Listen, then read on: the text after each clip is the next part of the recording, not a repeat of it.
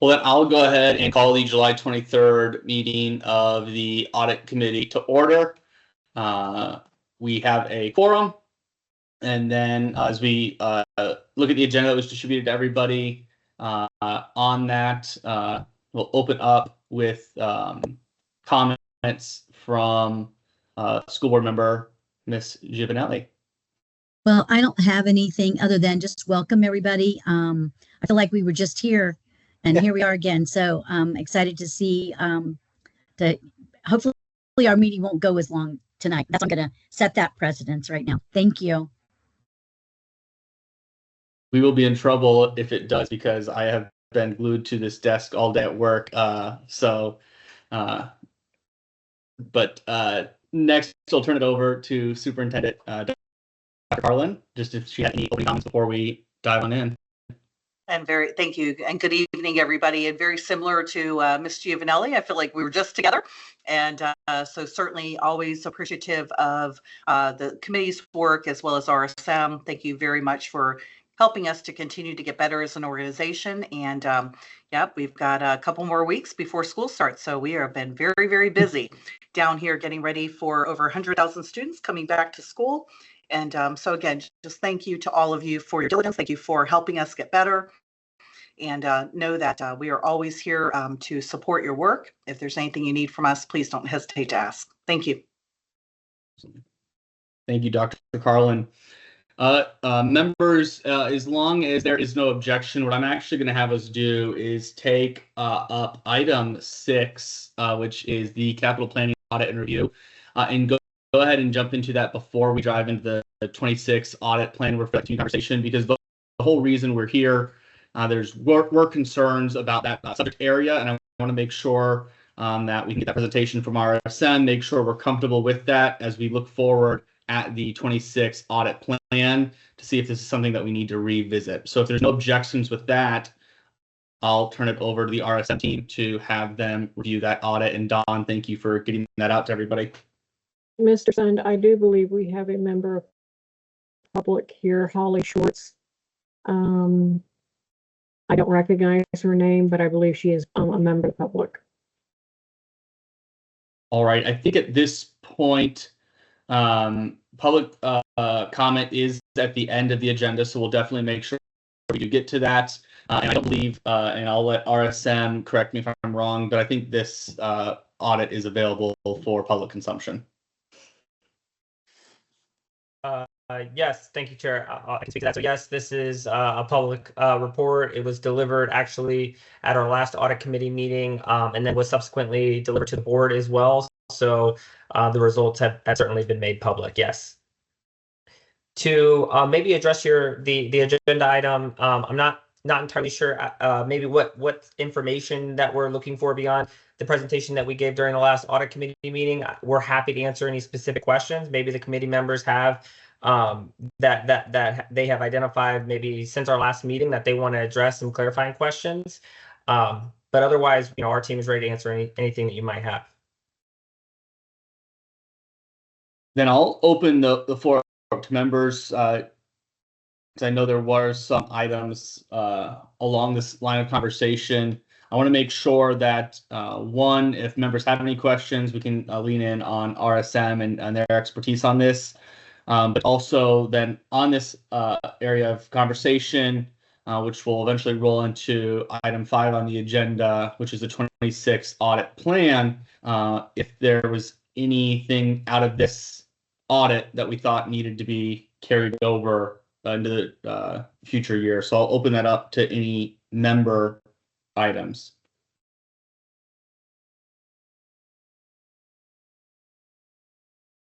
I'm happy to hear the discussion on this report. We'll chime in as we go.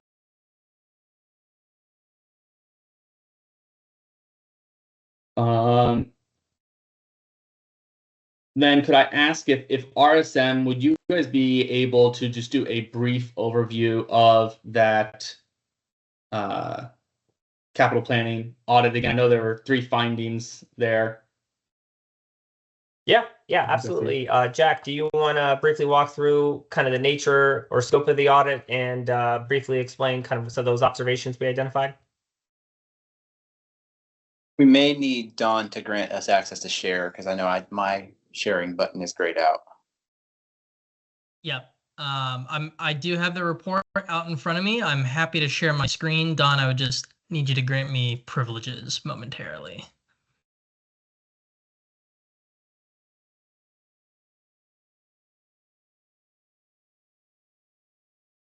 You should be good to go, Mr. Hughes. Perfect. Thank you. So I believe, as the chair and Weiss noted, this report is available for public consumption. I have skipped down to our objectives and approach. I'll just very briefly walk through the procedures performed within our audit and very quickly summarize the 3 observations. There are 3, as previously stated, 1 high risk, 1 moderate risk, and 1 low risk. So our approach consisted preliminarily of walkthrough, understanding and documenting the process, including flowcharting. We then evaluated the process for incorporating stakeholder engagement in the capital planning process, including the participation of school administrators, board members, staff, and other key stakeholders within the district.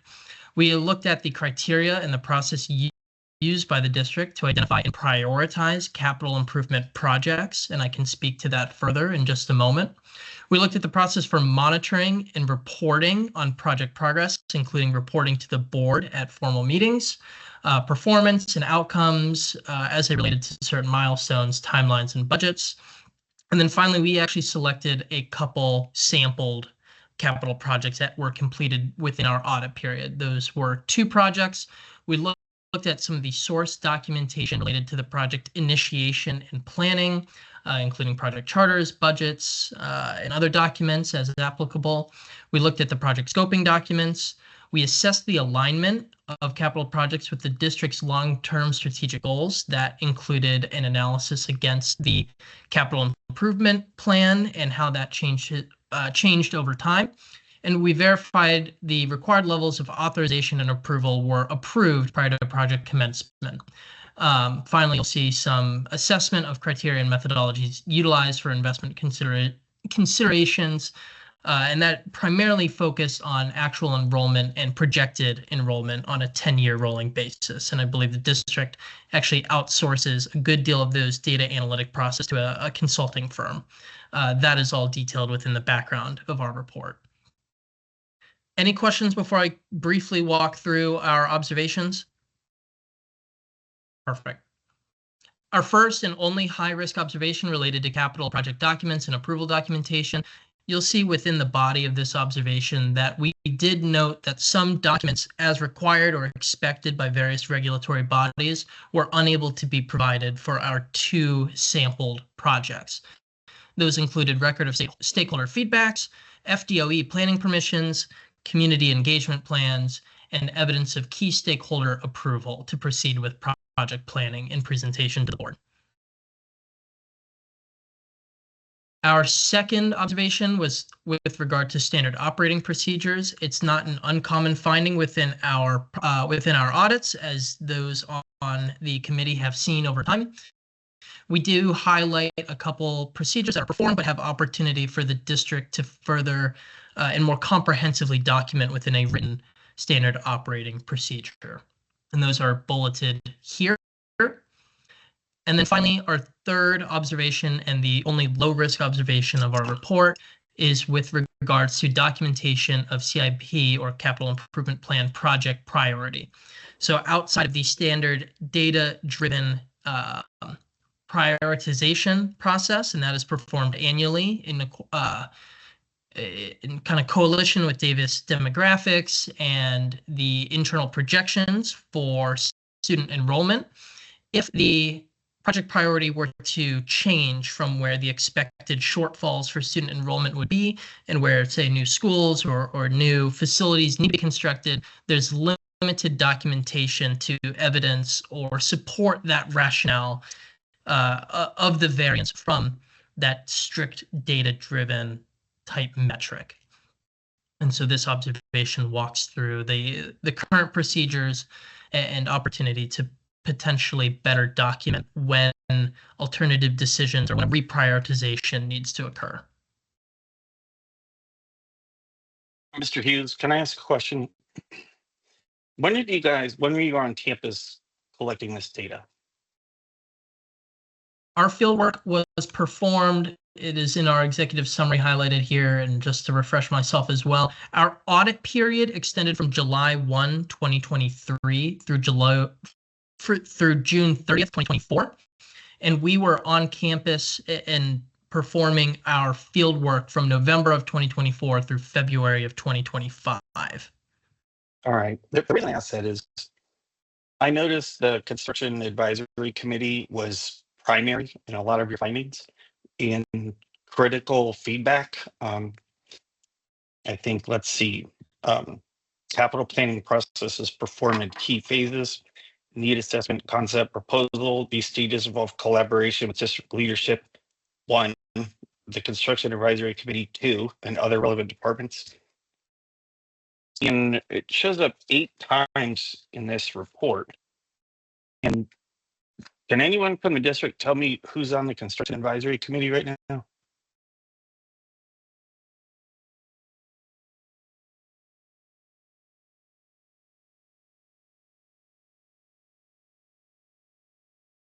So I'll jump into this, and Dr. Savage, feel free to jump in as well. So there has been conversation with our board about consolidation of our board advisory committees. And so right now we have the district advisory committee, which is kind of the catch-all for those. And then we will be developing any ad hoc committees through the district as we find them to be necessary. Dr. Savage, anything else you'd like to say about that? I think you said it well. I think that what the board was trying to do is emulate best practices from high-performing districts across the state. Upon their review, they found that very few districts in the state had the sheer volume and number of committees, and often many of the board advisory committees were filled with membership of vendors, and there were a lot of other unique aspects to that. And so, were you always getting truly unbiased in input, or were you getting particular input that particular members, were kind of seeking really their own interest on that piece as well? And I think the board wanted to ensure that, and I think through the DAC, that's one of those aspects, is the DAC by design is formulated by SACs, which include business leaders, it includes parents, it includes support staff, teachers, much more diverse representation as opposed to, that aspect of it. And so just want to also highlight, I think Mr. Schwank made the comment that, the construction advisory, phone number ringing here. Basically I wouldn't necessarily characterize that through the report that construction advisory is that plays a vital or critical role in that process. I think that functionally, whether it was in site that's selection. not true at all. That says consistently throughout this report, it says it's a critical function.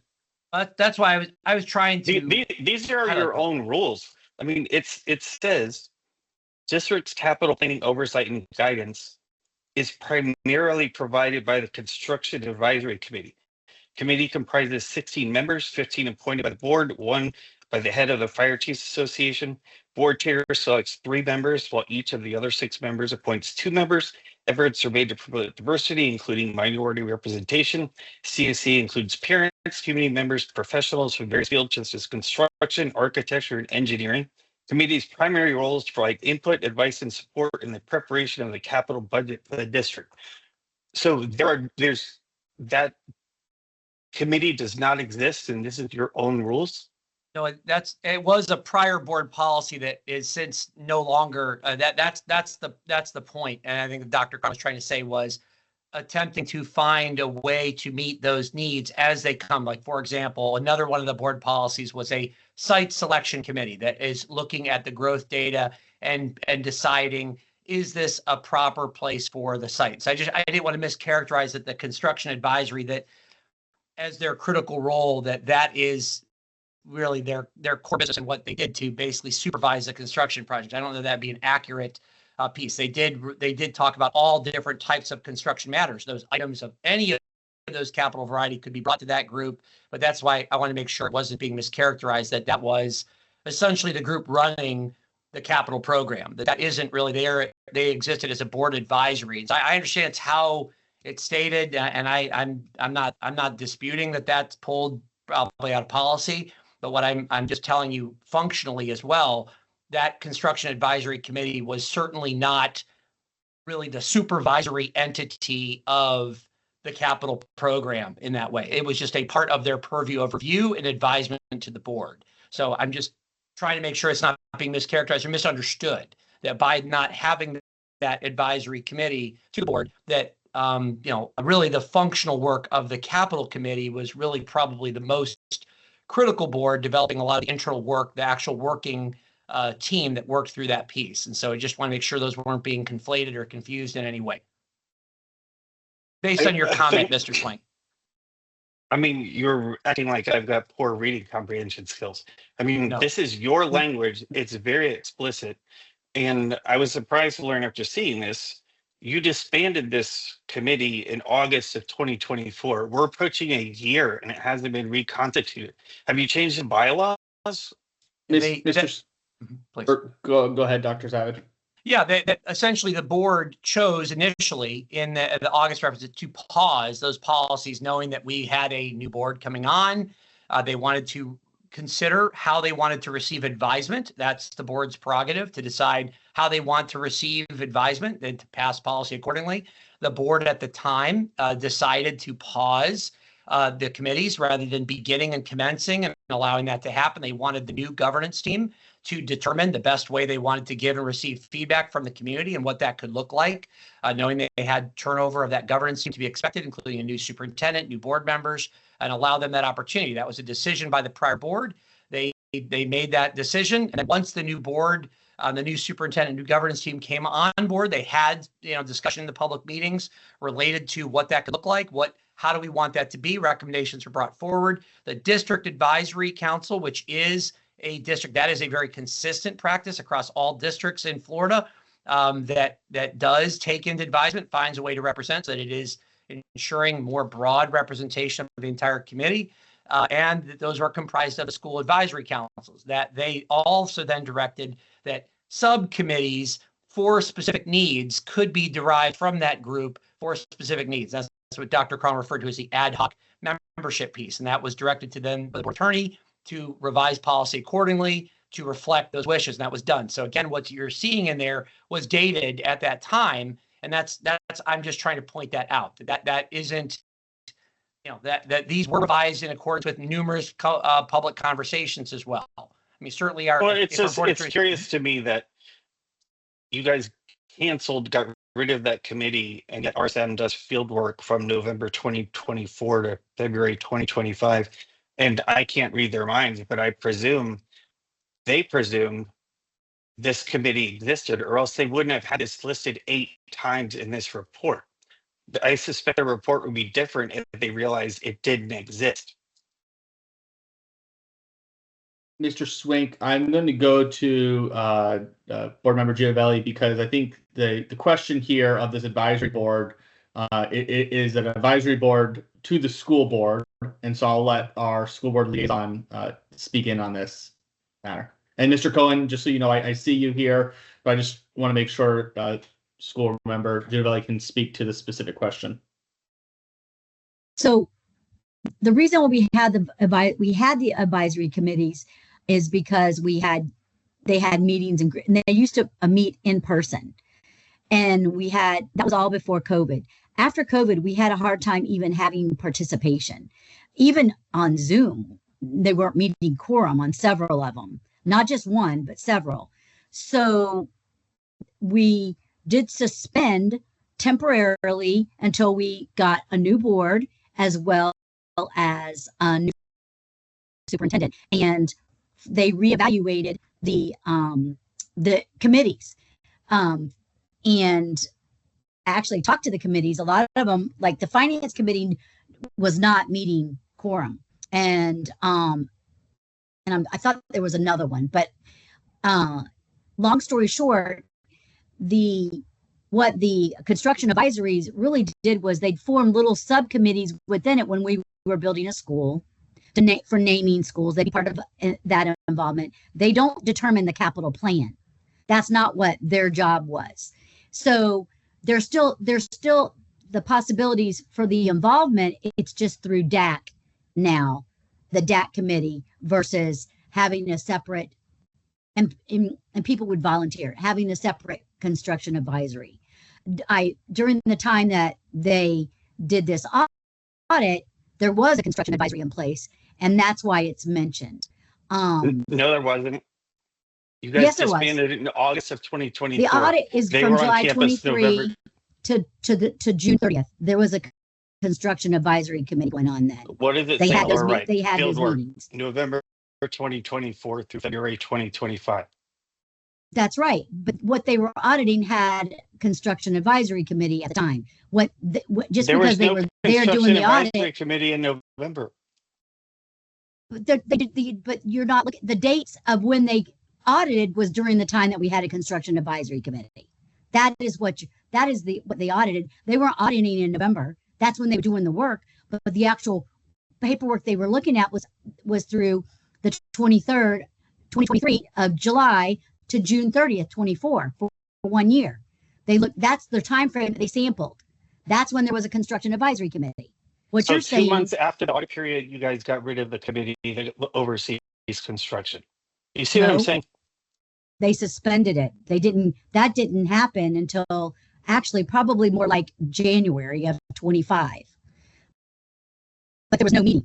No, it happened in August because it's in the news press. Well, I don't know the time frame, but it was suspended. I do. Okay, so what is your point, Mr. Swank? What do you want? The What do you reason want I to see brought here? up So let's and- just get to and- that, and- because if you want to okay, argue with the me, re- but let's talk about what you really want. I'll I don't go think it's to ahead argue here. with me. I'll go ahead Yeah. here and try to regroup. A couple of things just important for everyone involved here. Our role as the audit committee is to review the findings of this. Now, if there are questions, I think there could be fair questions about the change in construction advisory committee. How does that change whatsoever the findings that RSM has put together? I think those are fair to ask. I think it is important to remember that the policy decisions that the board has implemented, that while we have every right to sort of discuss those as members of the public, our role in the audit committee is really more of, is the policies being followed? And we don't get to make the decisions on the policy, whether that's right or wrong. I want to go to Mr. Cohen here because he's patiently been waiting, and I already gone over him once, and then I see that Dr. Carlin is also on deck there. Okay, thank you.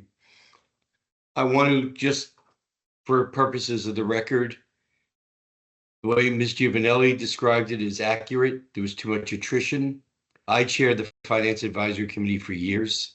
We brought forth a number of recommendations that were implemented by the board. The Construction Advisory Committee brought forth recommendations in the past that were acknowledged and implemented by staff and the board. So I want to make sure that the record reflects accurately. This has been an attrition problem of these advisory committees, not due to a lack of input or value contained within those committees. Secondly, a concern I do have, and I need RSM to give comfort from a risk standpoint, because when you did your risk assessment, the advisory committees were in existence. Do you feel that there is additional concern with the absence of an advisory committee as relates to this particular audit? Or do you feel that it was just a nice to have the committee oversight? And lastly, another question I had for RSM is how closely does this audit tie into the half-cent sales tax, where that committee is supposed to be overseeing the use of that extra half a cent towards capital planning? So, Mr. Cohen, I would say that in terms of whether or not the committee exists, I tend to agree with the statements that were called out earlier that many districts don't have a specific capital committee, and oftentimes these decisions go straight to the board rather than, for capital planning purposes, go straight to the board rather than through a specific committee. It's certainly not a bad thing to have a committee to provide input on these matters to the board, and to allow the board to delegate certain review of items to a capital committee, but it's not necessarily something that we see at every school district. And so I can't say that it's necessarily a common practice to have a capital advisory committee that is made up of board appointees. There are some times where there's a management group that is acting in a similar capacity, but not necessarily as a delegate committee of the board. I think, to your second question, if I'm understanding it correctly, the half cent obviously would, or the surtax committee would obviously be laser focused on specifically how the surtax dollars are spent, which would certainly could have an impact on capital planning and would have an impact on capital planning. But the capital planning as a broader topic or scope item is going to have much more within it than only what is being funded through the surtax. And so usually there is some input from like a surtax committee into capital programs, but only on the ones that are specifically being funded through the surtax. Mr. Cohen, is there a follow-up on? Yes, there there is. Okay. I think to Mr. Swang's point, I think for fairness to the individuals who will be reading this report, I acknowledge what Mr. Ivanelli was saying, that during the audit period, there was a construction advisory committee in place. But in all fairness, the report should actually indicate that during field work, it was determined that that committee was no longer in existence. So this way, somebody reading through that report and seeing construction advisory committee there multiple times can walk away with the assumption either I have a committee I can apply to, but nobody ever gets back to me, or some misinformation. And there was a comment again made, and I want, again, for community clarification, I never heard of anybody utilizing their membership on any of these advisory committees to bolster their own businesses. These individuals were appointed by board members. They attended ethics training. If they were operating outside of the code of ethics, and Ms. Dupuy Bruno has made absolutely sure that all of us comply with the code of ethics, they should be immediately removed from that committee. So I was not very thrilled to hear that kind of comment. I think it could be taken out of context, that the only reason that people are getting involved within the district is to benefit themselves. And I think there are a lot of folks out there that are doing it for the right reasons, and they truly do care about the district. Thank you. Dr. Carlin?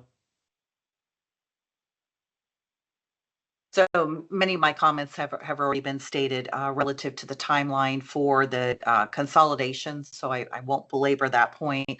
I am glad that somebody mentioned the purpose of the ISOC would be at best tangential to this piece, because really their primary purpose is to, first of all, they do not report to the board. So I want to make sure that's abundantly clear. That referendum indicated that the ISOC committee reports to the public. That is their job, and out of courtesy, they do provide a report to the board, but they do not, as a function, report to the board. And their job really is to make sure that when we say we're going to have a capital expenditure, that it is in accordance with the referendum that was passed by the voters in 2018. So just clarity on that, and thank you very much. Look forward to the further conversation.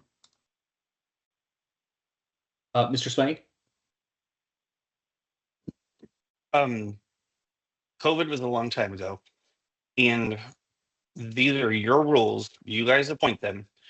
You're not appointing people.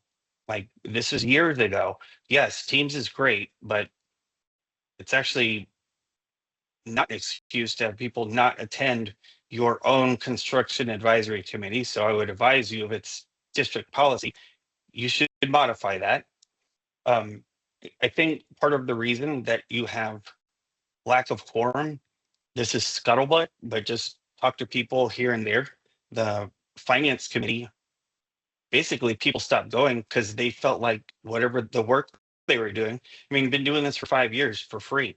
I mean, and I said at the last meeting, I want this district to succeed, but the finance committee people that I talked to who are very serious financial professionals, we're tired of not being listened to, and they value their time. And the audit committee is largely ignored, and I'm tired of it. I mean, I'm just simply tired of it. I mean, in Ms. Giovanelli, to answer your question, the Estero, Gateway, Bonita Springs High School, Riverdale. This is a recurring theme. Policies were supposed to be put in place. They were ignored. Construction Advisory Committee is supposed to be there. It doesn't exist. I mean, it's bad optics. And if we're going to bring up the half-cent sales tax, community stakeholders are, I mean, this is a primary finding, I don't know, a couple of reports ago, lack of community input from stakeholders.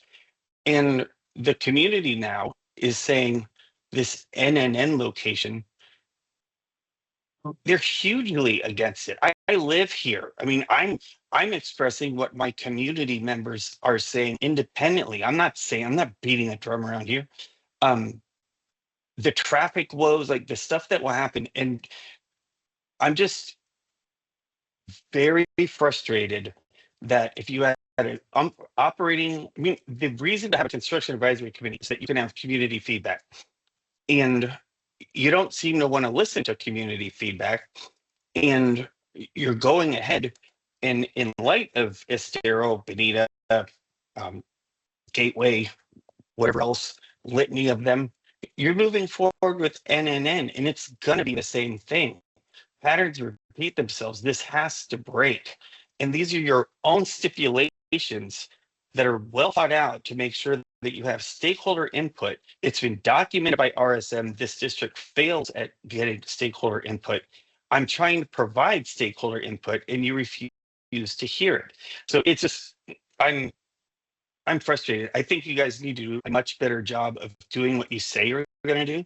I think the board members are not doing their job. If get rid of the construction advisory committee, if you don't want it, and if you do want it, everybody needs to get their two or three people and get them picked, because based on the past 5-year track record of construction, you need some help. And so I don't understand why this thing has been disbanded for approaching a year. No one's working on it. I know everyone's busy. We're all busy and we're all volunteering our time to do this. But at the same time, I'm sick to my stomach with this NNN thing. It's indefensible. It makes no sense. You have a perfectly viable location with infrastructure in the community that needs it. And it's just full throttle ahead. I do not understand it. And when I saw this construction advisory committee thing, my eyes almost popped out of my head. Like I'm very, I guess for lack of, I'm supposed to be a dispassionate auditor, and I'm having a hard time being dispassionate at this point, simply because it's incomprehensible to me how this continues again and again and again and again. The patterns are repeating themselves, and we're talking about hundreds of millions of dollars. This isn't a slight little error. This isn't a blip. This is hundreds of millions of dollars. So I said my piece. Miss Giovanelli. Okay, so I'll try to get you up to speed, Mr. Swank. There is no construction advisory committee. That has been done away with by this board, present board. So there is no policy. The policy has been corrected, and there's no policy for the only committees that exist is audit, ISOC, DAC. Is there one more? Somebody help me out. Miss Audit. Those are the three. That's what I thought. Okay, I had them. Okay. So policy does reflect what the present board is doing. The things you mentioned, you mentioned Estero, but there's nothing that happened in Estero. I think you're talking about Bonita. This is all prior administration and accountability. This, what you're talking about is The accountability. Estero thing was the school that had like a 70%, an area that had like a 70% capacity, and another school is going to be built there. Okay, you're talking about- It was you're talking- shuttled, but the district was vehemently pursuing it until a public relations nightmare occurred. And that's basically, I think, what pushed it over the edge. But yeah, I do include the Estero. Okay, yes, okay. So thank you for refreshing my memory because I lived it. So Gateway was voted on by, I believe it might have been even construction advisory as well as other, there was a vote actually. And at the time, the Joel and Tuckahoe site, and I have emails to reflect it. So the Joel and Tuckahoe site was wanted by the Alva Inc. They voted for it. However, 10 years ago, ma'am, 10 years ago. Yeah, I actually, it wasn't that long ago because I've only been on the board 8. So that was voted on, and there's still people in Alva that do want the school. But at this point, it's where we have property and we need a school there. We need schools in many places in the East Zone, and it will be there and it will be at the other one that you're wanting to divert to, which there's no diverting. We're going to have to build a school there as well. So the train has left the station on building schools because we're behind at this point. But as far as this report was done when there was a construction advisory committee, and that is, and we're not going to be bringing them back because the board chose not to do that. So I want to be real clear with that for you. I think you might need to get up to speed on it because the reason that there was definitely debacles regarding Estero, Bonita. It really wasn't Gateway, but and then now you're talking about this. It has to do with administration and the prior administrations, and so you need to talk to the people that are Mr. Person. If you live out, I mean, Mr. Person, I believe would be your if you live out in Alva, that would be who you need to speak to because he's the one in that district. But I mean, we need schools. And we only have so much land. You do not need a school there. I beg to differ. So this is not what this. Mr. Sun, I Point of order, just want to Mr. make one more Chairman, point point of that I'll order. zip it. I I think the school district is jeopardizing the half-cent sales tax. Mr. So- Swank, I just have to address the point of order from Mr. Bruno. Thank you. I think that, when we are having a conversation, we do need to allow, per Robert's Rules of Order, to allow the person to finish their comment and not have the back and forth, because we won't be able to hear what you're saying if you're going back and forth. And once Ms. Giovanelli is done and Mr. Swank has his final comment, I do have something to add to the conversation. Thank you, Mr. Chairman. And Mr. Swank, I'm not going to get an argument with you. This is an audit committee right now, and I'm you context to your questions and answers to them, and context to this audit. And the reason for and I wanted to add the reason why the board chose to have a capital planning audit is because of the Riverdale audit, but that was prior administration that kept information from the board. And if you would go back and read the Riverdale audit, you'll see that. And that is that's why we asked for the capital planning committee, because it was being changed without the board knowing. And that is accountability that has to be held by the board to the administration. And guess what? We now have elected superintendent. So that is a little difficult for board to hold anyone accountable. It's a team effort, teamwork, including the community. And that's why we have the audit committee. It's not going away. And we want to hear your input. I don't want to argue with you, but you seem to know more than me. So I don't know how long I can tell you what I know. And I only know what I know. And if you want to continue arguing, you know what, I'll give you my phone number. You can call me anytime. We can argue that way, but let's not take up everyone else's time. Thank you. It's incumbent upon me as an audit committee member for about 5 years to do my job. Can we all agree that stakeholder input is important? I think we all agree on that. What's the stakeholder feedback? What has the district done, or the board, I guess, specifically, to get feedback from Lehigh and Alva regarding this school location? And Mr. Swank, if I could ask that, I think we can answer that question, but I think we can tie it also into the capital planning audit, because I think one of the observations was the lack of discovery of those that community involvement was in there. So I think tying that back into this audit, trying to keep us on focus there, if someone from the district is able to respond to what has that involvement looked like, because we didn't see it in RSM's fieldwork. Still being the happy to- relatively new superintendent, I was going to kick it over to Dr. Savage, who's been here for a little bit longer than I have.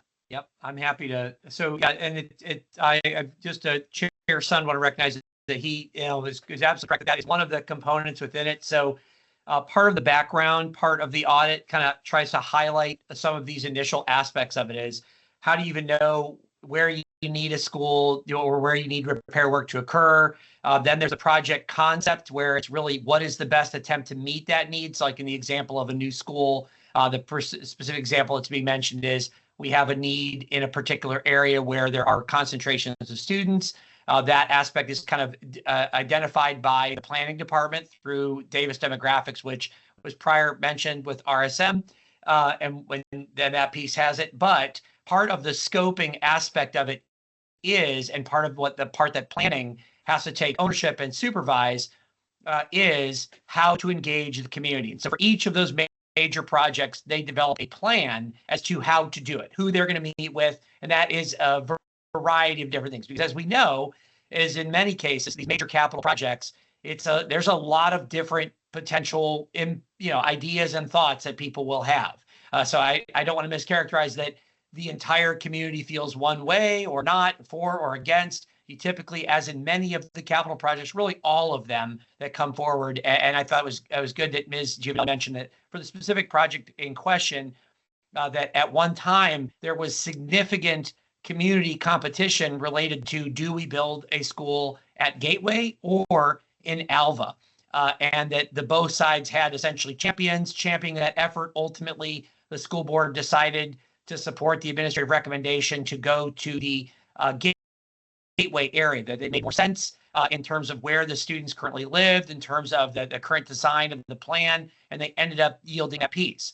But I'm mentioning that because it has a very legitimate aspect of that piece. There are a lot of other capital projects, but part of that is it's unique to each of those pieces. The planning department is responsible for that engagement. They often work with communications to do so. That can sometimes come in the form of surveys. It can come in the form of hosting community meetings, all those different types of efforts. That's just an example. There are a number of those different things that have gone for the various different capital projects. For the specific Alva one, what we could do is we'd have to get, just because I don't want to speak off the top of my head of exactly which ones. I know that the current planning director has probably numerous times had to summarize what those different overtures are in their board presentations, where they've had to say, this is who we've talked to, this is how we've engaged.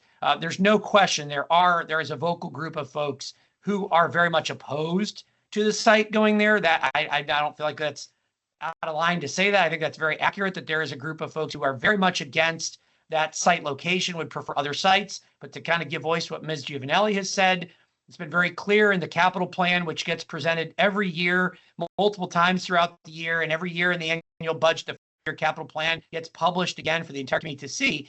The amount of growth that is projected in the entire East Zone, the amount of schools being built in the East Zone is substantial. And so all those sites, all those parcels that have been acquired, almost all of them that are large, are already planned for in many cases, multiple schools when they can house that. And so that sometimes folks have stated incorrectly in the community, can you please move to this site? Can you cost out what that site would change? Not realizing that multiple times it's already been presented that there's already another school planned for that site in a subsequent year, and so forth. So those are just trying to answer quickly, but without that aspect of it, we could certainly get a more comprehensive list of dates and times and groups that were engaged in that aspect of that part of the scoping piece. And that happens really even before the school design work is done. where they start trying to gain insight into what type of programming to engage with. And so there's lots of different types of engagements that occur with lots of different stakeholder groups. And so we'd be happy to get that and have that submitted to the audit committee. Obviously, I know this, we're not auditing that particular piece. We're just reacting to a particular project that seems to be kind of front of mind, but just kind of wanting to put that out there because it is certainly a contemporaneous issue that we're dealing with right now. So I think it's a good case in point of what that has been, what that engagement has looked like. I hope that answers the question. I mean, what I largely heard is you're not sure what the community stakeholder feedback is recently, and you're only able to pull something that I'll agree with Ms. Giovanelli. We'll just agree to 8 years. Yes, absolutely. The ALVA community was vociferously advocating for this. Since then, our county commissioner, we voted 85% for the against the incumbent. In the incumbent Mr. one. Swank, if I can jump in here just really briefly, I'm more than happy to let us continue this conversation here. Yep. But I think that what Dr. Savage said is he doesn't have the exact, he can't pinpoint and say, we took this survey, we took these things, and he's willing to acquire those. On the line of the question of the subject of our audit, he did note that this audit in the field work, they weren't looking at the project that we're discussing. But I think one of the things that will be helpful to understand in relation to this audit will be if he's able to provide that documentation, we are now at least steps ahead of where we were on the subject area of our audit where we couldn't even get that far. Ms. Dupree-Bruno, I know I'm way late getting to you, so I want to get to you here. Yeah, thank you very much, Mr. Chairman. I just want to make sure that I put on the record, because there seems to be at least an opinion that the school board and the school district does not value or accept stakeholder opinions on different projects. So I just want to make sure that it's clear.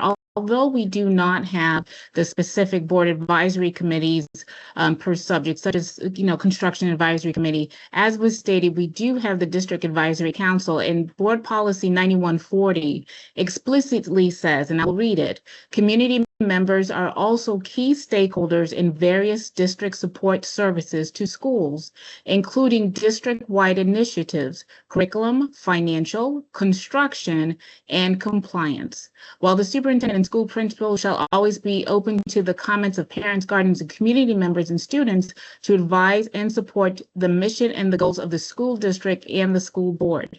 And that is one of the ways that the school board does get stakeholders, and it's clear because they put it in their own board policy that it values stakeholder input.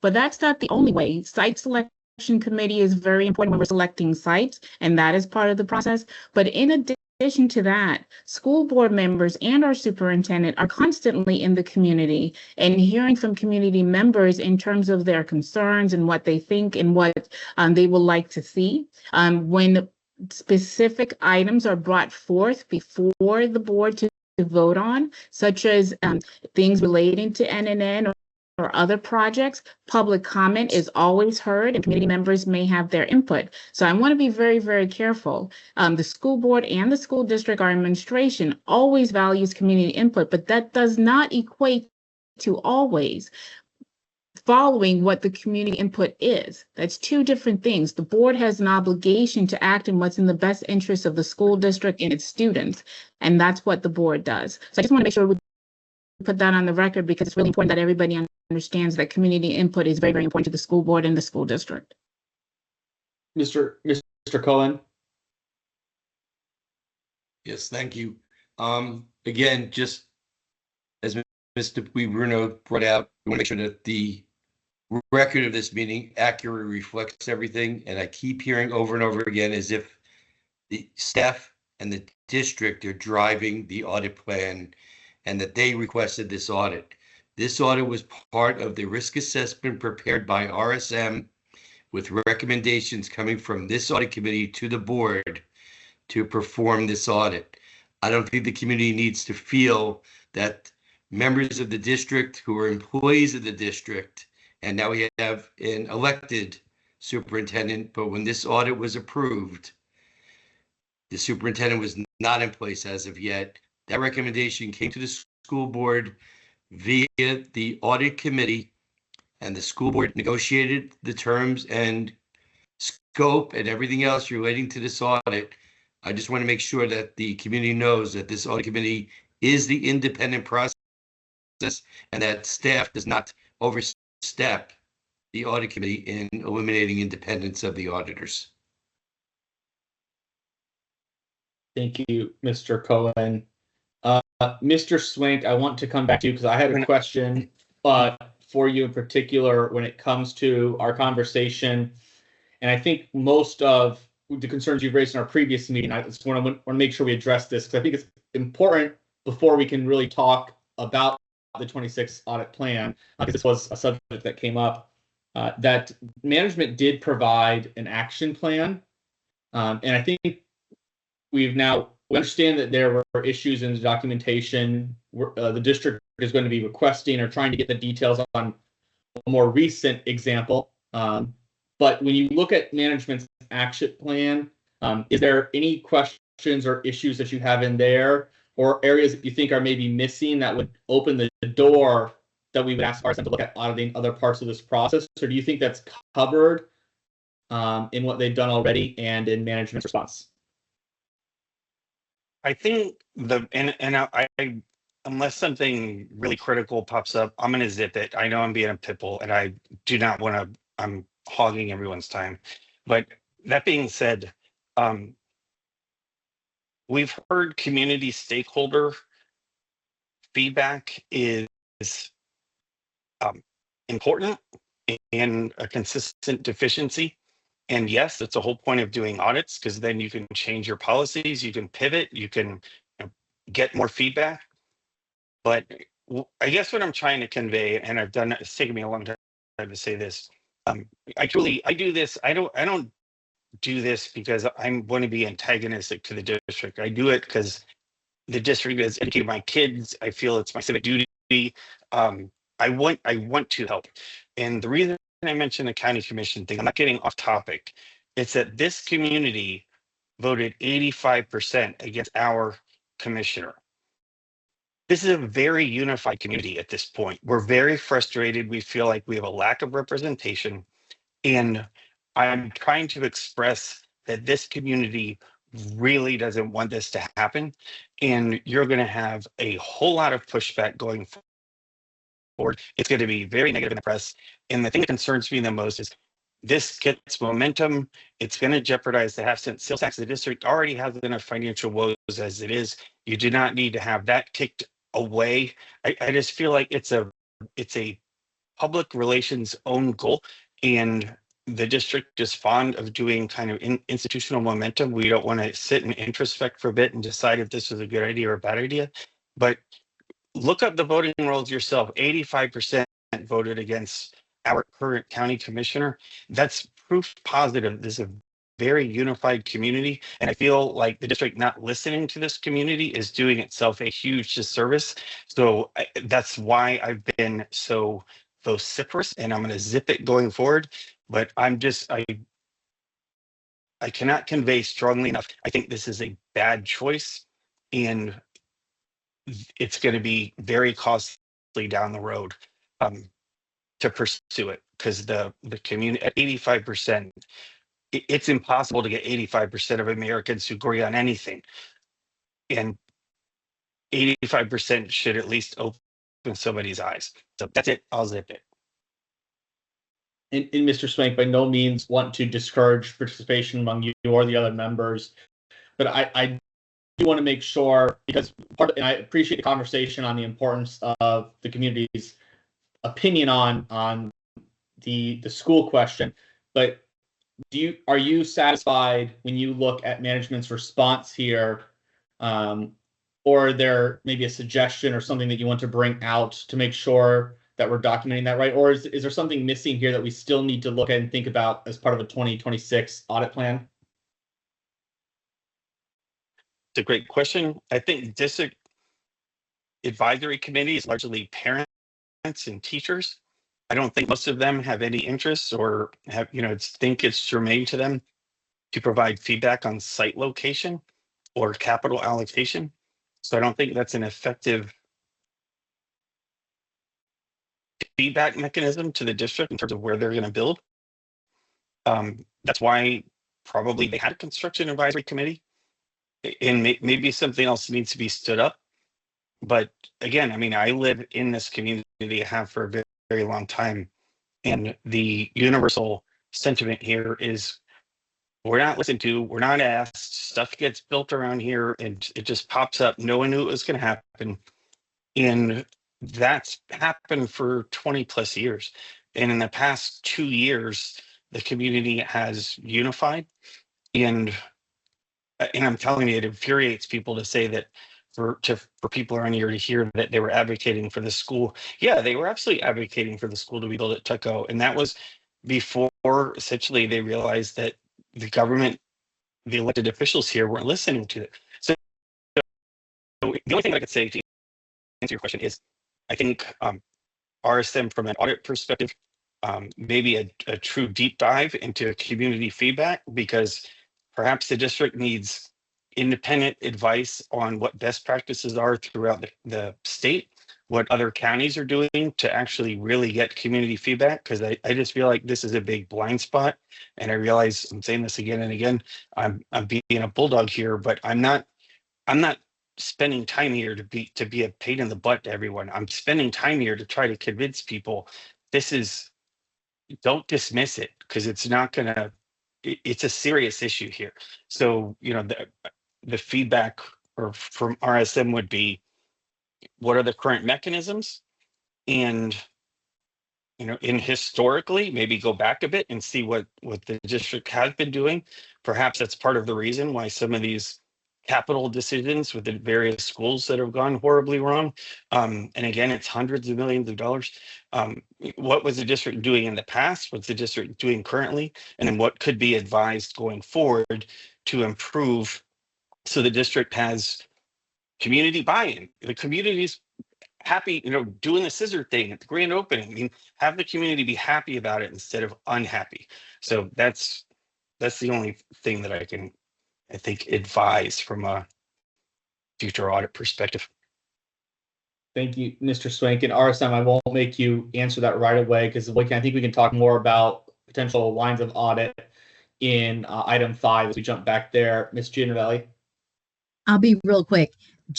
I was on the the construction advisory committee back in 2017, and they most certainly supported all the schools that you mentioned, and they weren't against any of the schools, and including the Tuckahoe Joel one. So that's when we had the audit committee. They all audit committee, listen to me, the construction advisory committee, they all supported that growth, because they were well aware of the growth.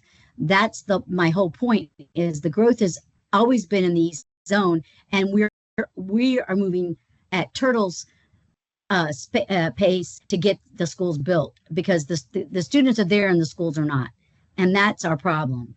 And the East Zone is still busting at the seams, and we have to build schools where we have property. That is really the bottom line, and we are doing that. It just takes time.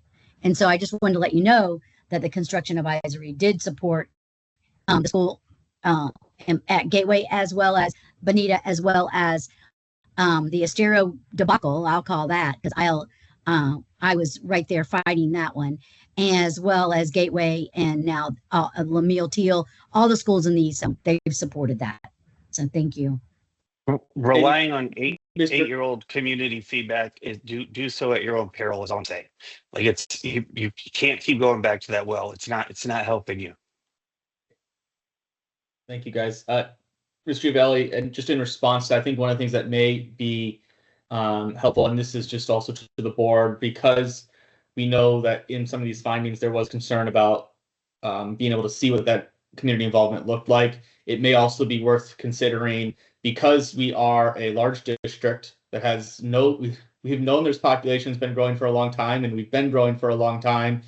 Sometimes as we're road mapping out, we're looking 5 years, but we're also looking further ahead than that. And so sometimes a project that we had community involvement and feedback on is in a case like this 8-10 years later before we're finally getting around to it because there are so many needs. So just something for us to consider as part of that involvement question. Right. If- Good point.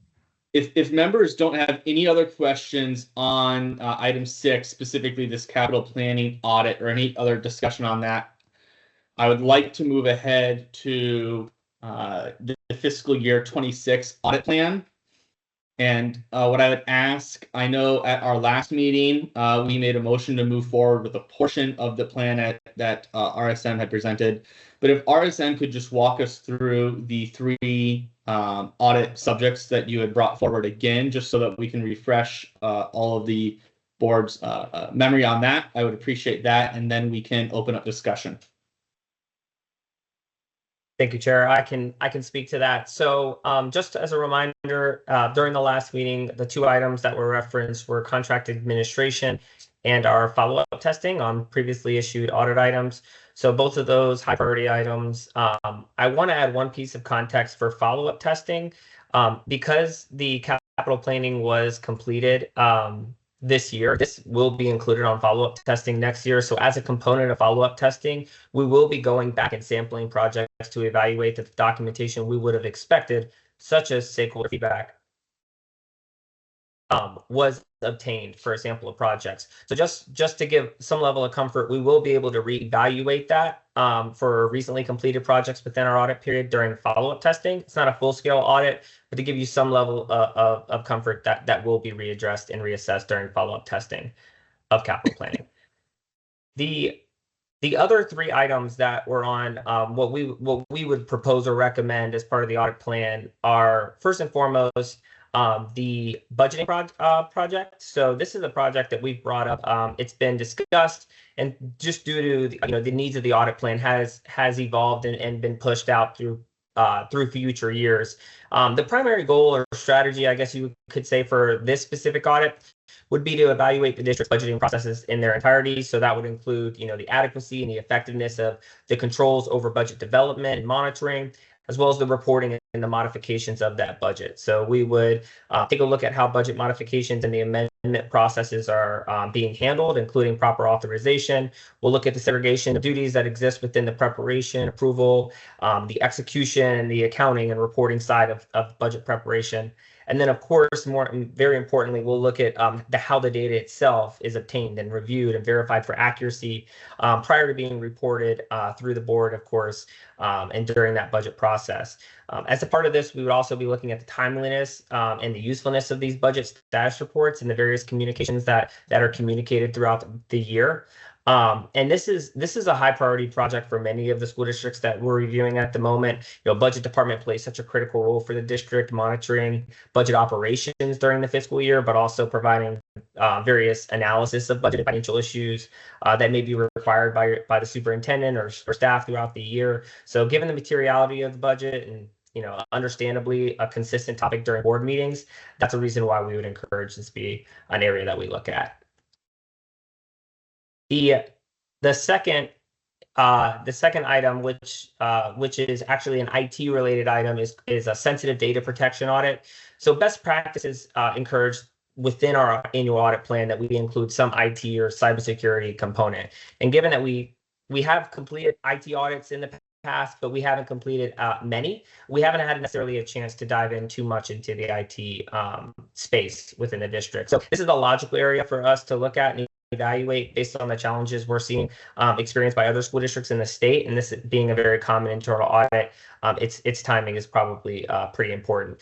So in terms of the objective of a sensitive data protection audit, it would be to assess how the district is actually managing access and encryption and monitoring the protection of sensitive data. So specifically, that would be within Focus, which is the student information system, and PeopleSoft, which is the ERP system. So we'll focus on data protection standards, controls, technology that's employed and designed to protect this sensitive information, whether that's students or employees.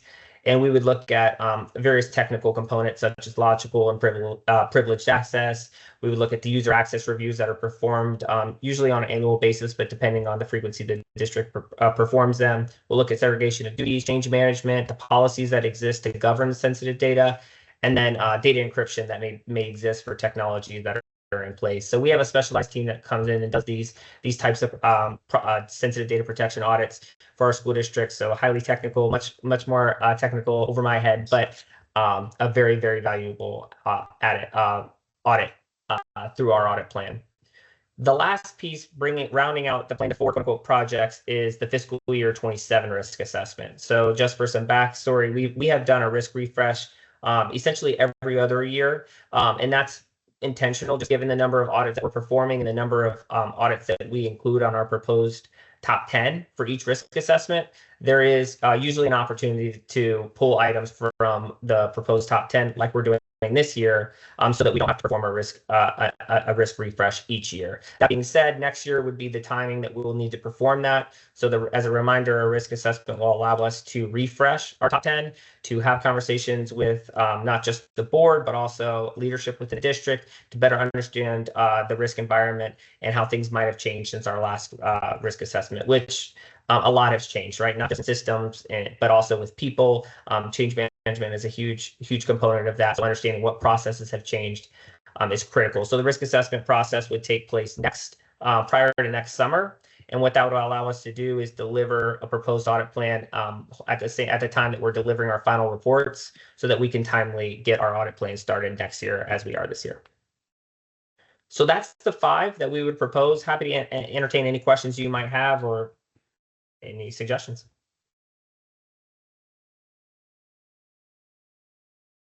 Mr. Khan? Yes.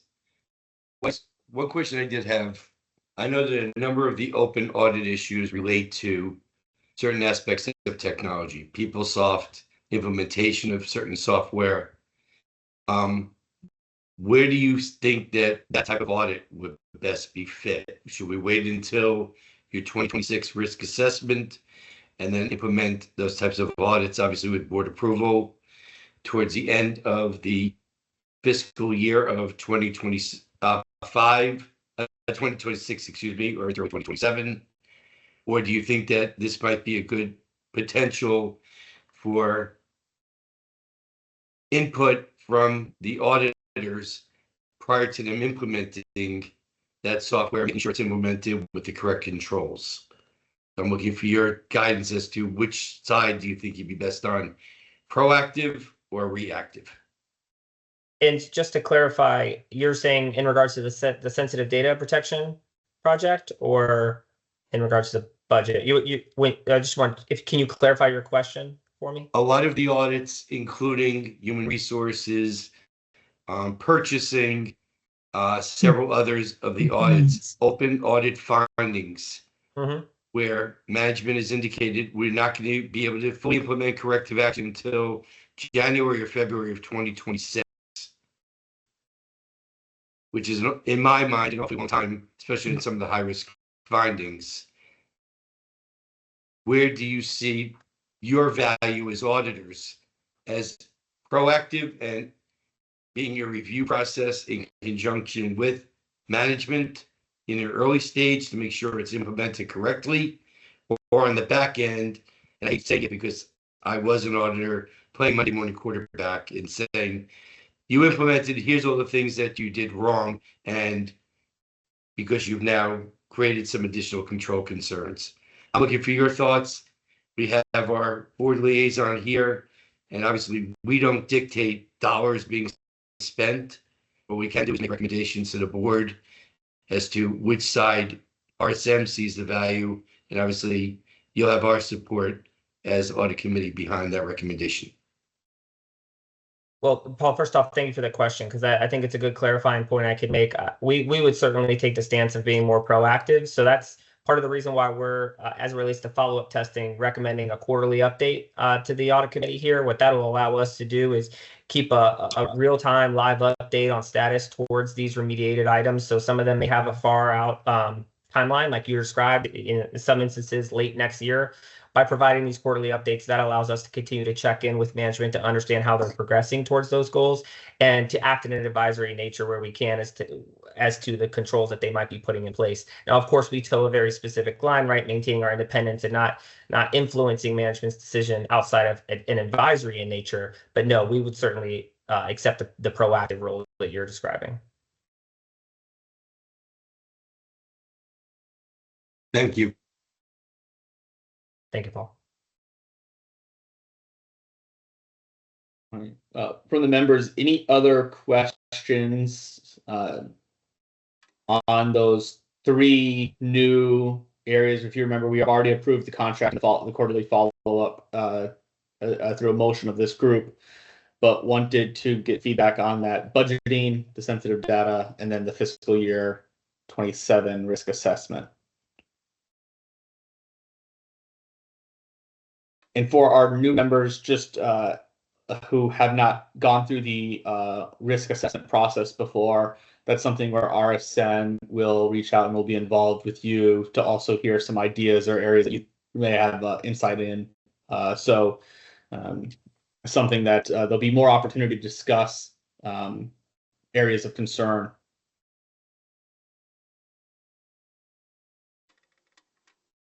Mr. Cohen? Yes. One thing else I just everybody be aware of, in the past, the last risk assessment, advisory committee chairs were contacted for their thoughts. I just want to make sure RSM is brought up to speed on which advisory committees exist and which ones they can receive the best value when performing their questions in order to determine their risk assessments.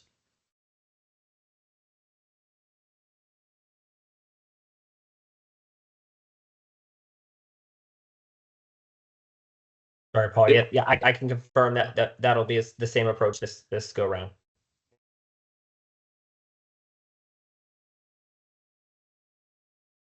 If there aren't any discussion items, I would ask for entertain a motion to move forward with these items, or if there is discussion about another item, that we would have that now.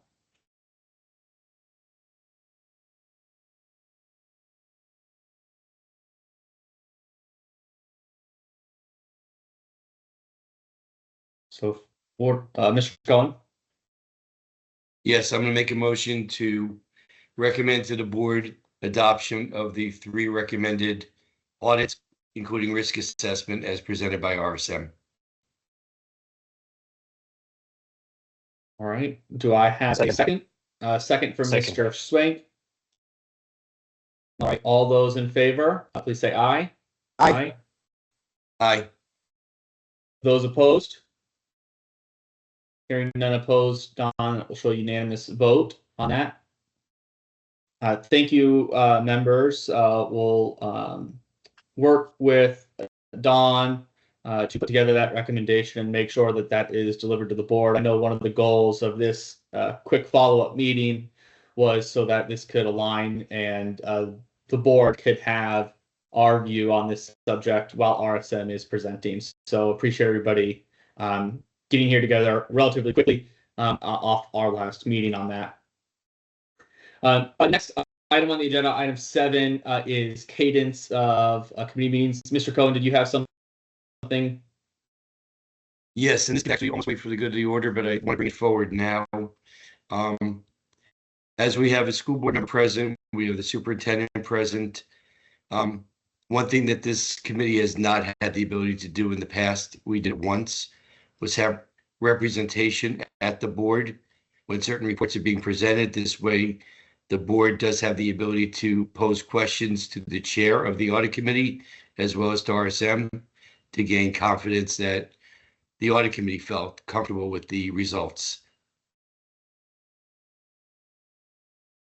Thank you, Mr. Cohen. What I'll do is I will commit to work with Ms. Giovanelli, as well as we see fit, maybe work with the chair on seeing if that's something possible when these reports come forward to be part of that agenda.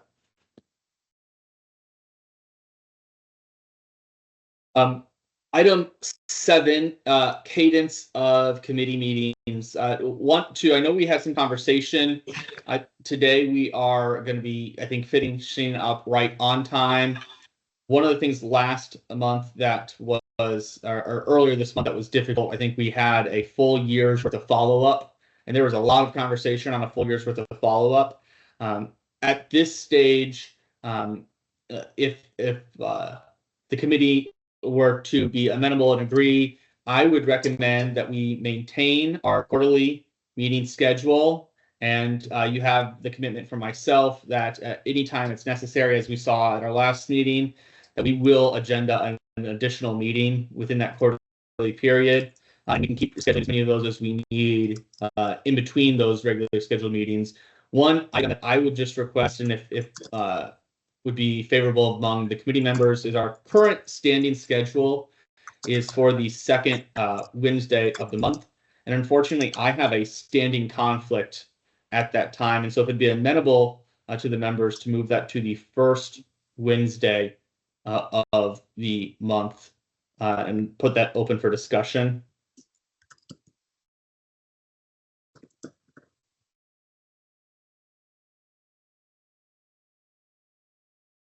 This is Jim Ward. I have no personal issue with that.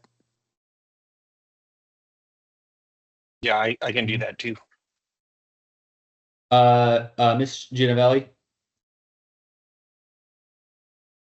This is just a friendly reminder that board meetings are usually the first full week, which is a Tuesday, might be before that. You could potentially have that. So if there was something important that you'd be a day late instead of I don't know. And so I might recommend it being later in the month than at the beginning of the month. That's the only reason why I'm saying that. And somebody else might have a different take on that, but I just want to put that out there. That could leave you a whole month before the board is aware of, because we're only doing the one meeting a month, and it's typically the first full week. If I'm not, somebody correct me, but I think it's the first full week. Typically, other than right now, it's a little awkward. We have one next Tuesday, but then we turn around and have one on the 5th. So, correct, Ms. Giovanelli. Yes, ma'am. So that's all. I just want to make you aware of that. Thank you. Perfect. Thank you, Mr. Cohen. Yes, Ms. Giovanelli actually brought out one of the concern I have with having that. Secondly, what would be the months that you would be planning on having the future meetings? Because we're talking quarterly, that's 3 months within a quarter. So I just want to make sure we're on the same page. Correct. And let me see if I can go find those. They are already posted. I was trying to pull up that calendar online currently. And while I'm trying this, Don, you may be quicker at this. If you pull it up, feel free to jump in. But I think currently the next meeting is scheduled for October 8th. Making sure I am seeing this correctly. Yep, October 8th. And it looks like we're actually only scheduled out through 2025. 2026 hasn't been scheduled out. So those would be open for adjustment. And I'm flexible on what month we need to fall on. There's just a monthly occurrence on the second Wednesday that I have. So Mr. Cohen, if there is a preference or a recommendation that you'd like to offer there, happy to consider that. Right, October's next meeting. Correct. Currently scheduled for Okay. October And if you heard him. 8th. Okay, you heard what he's asking you, right? So, Mr. Sun, you would be recommending then that the first Wednesday, I believe, if my math is correct, would be what, October the 1st? Correct. And it sounds like because of the current school board calendar, it may be better for us to meet on a third Wednesday, or let's see. I don't know. I think we want a third.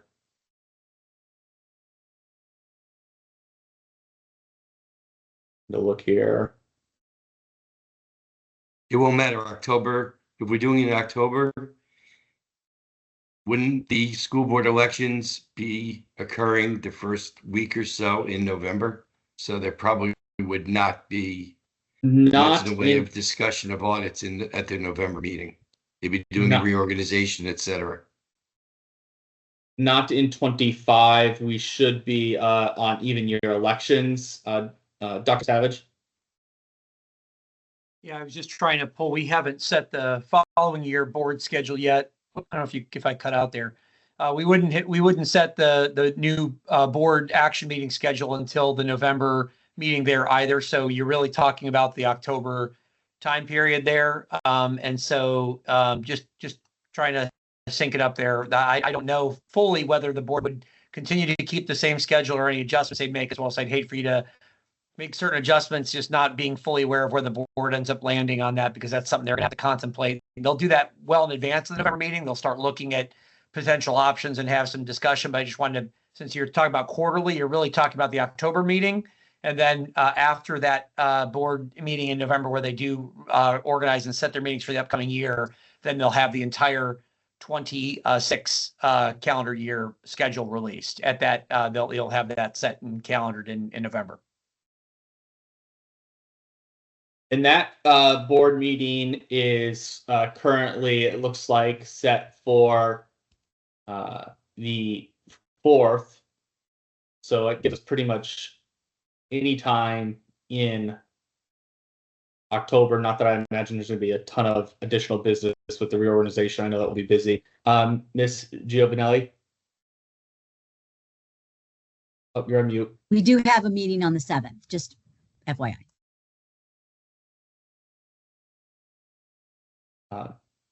Don? If I remember correctly, when the meetings were put on the calendar, we had, the committee had decided that it would be, the second Tuesday of the month. And so I scheduled them out, but it was also with the understanding that if RSM did not have something to present that month, we could go to the next month of the quarterly. So the quarters are June, July, August, September, October, November, December. And then when they set the new board meeting schedule for next year, they would have been scheduled on the second of the first month of the quarterly. So that October 8th meeting was set based on that, but it's open to, if RSM doesn't have anything to present, and the board and the committee says, well, then we don't need to have a meeting, we can reschedule. If Weiss emails me and says, hey, we need to have a meeting, let me know when y'all can meet and we'll get it scheduled. So it's open to interpretation, I guess. Okay. Well, I will, I'm going to assume we'll probably have a little more consistent of a cadence with our now quarterly follow-up, where that had been being held. So Mr. Cohen, I'll come to you, but I want to throw out then, I think if we can throw out, because at this point we're looking at scheduling a meeting. And so if everyone can look at October 22nd on their calendars, that will give us advanced time ahead of the board meeting that still preserves, as Don pointed out, the benefit of meeting the first month of the quarter, that if for whatever reason there is not a need or justification for a meeting, we can still get our meeting requirement in. So I think that may work, Mr. Cohen. And that was exactly the point I was making. Per policy, we're required to have quarterly meetings. And even if RSM does not have something to present, we still, under policy, would be required to have that meeting.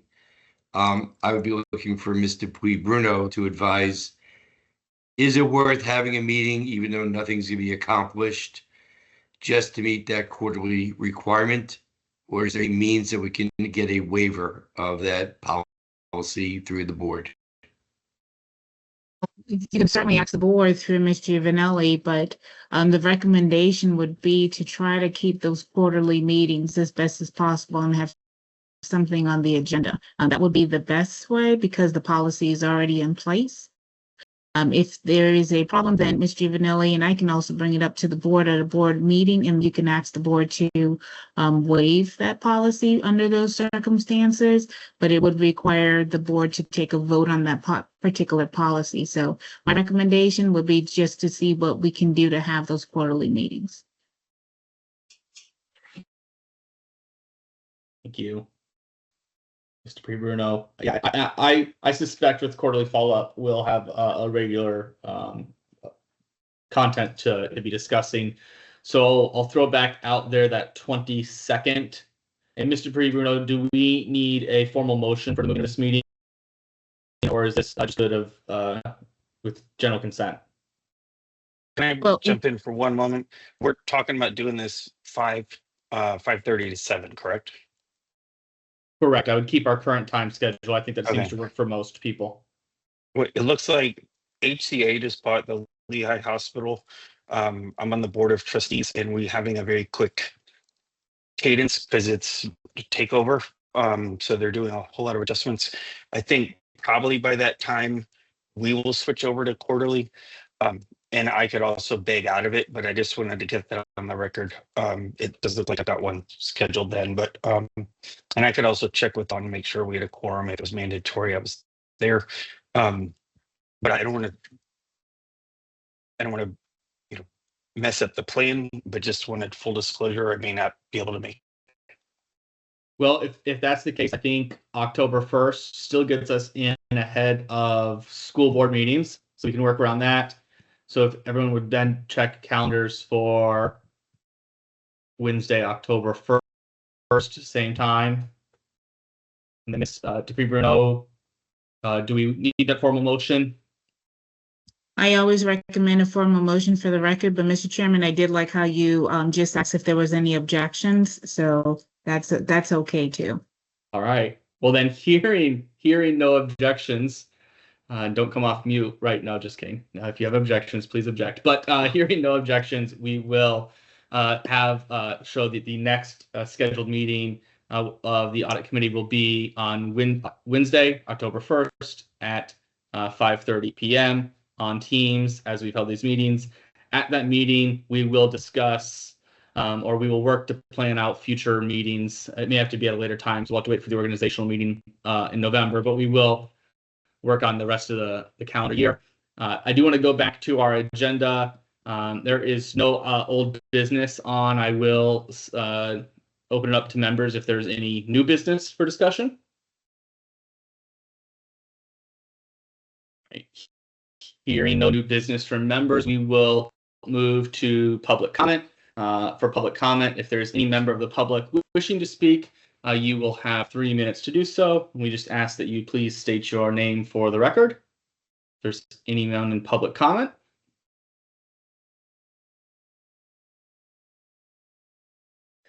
Hearing no one come forward in public comment, we will go ahead and close public comment, and I will open it up to the members for the good of the order. If any member has anything they'd like to bring up.